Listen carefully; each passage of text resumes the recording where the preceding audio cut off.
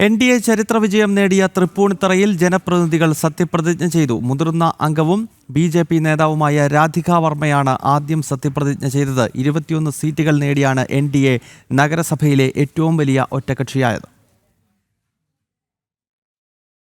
പൂർണ്ണത്ര ഈശ്വര ക്ഷേത്രത്തിൽ നിന്നും പ്രകടനമായാണ് NDA കൗൺസിലർമാർ സത്യപ്രതിജ്ഞ നടക്കുന്ന തൃപ്പൂണിത്തുറ ലായം കൂത്തമ്പലത്തിലേക്ക് എത്തിയത്. 10 മണിയോടെ മുതിർന്ന അംഗവും BJP നേതാവുമായ രാധിക വർമ്മ ആദ്യം സത്യപ്രതിജ്ഞ ചെയ്തു.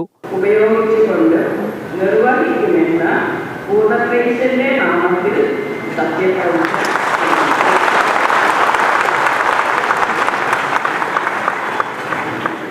തുടർന്ന് മറ്റംഗങ്ങൾക്ക് രാധിക വർമ്മ സത്യവാചകം ചൊല്ലിക്കൊടുത്തു.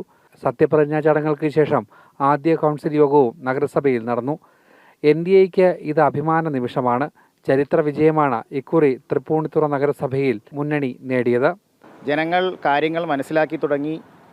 BJPയുടെ വികസിത നയങ്ങളാണ് യഥാർത്ഥത്തിൽ കേരളത്തിന് ആവശ്യം, തൃപ്പൂണിത്തുറ ആവശ്യമെന്നുള്ളത് ജനങ്ങൾ മനസ്സിലാക്കി.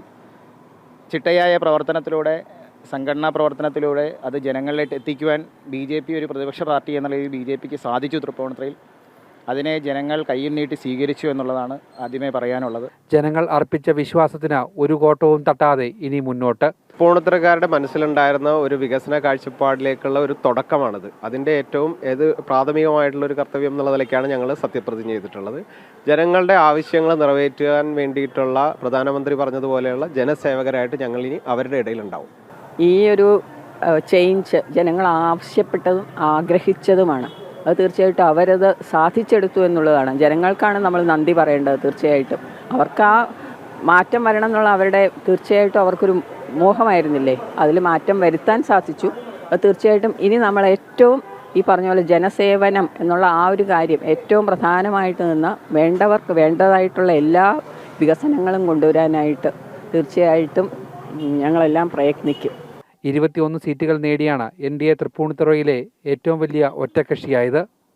ജനം, കൊച്ചി.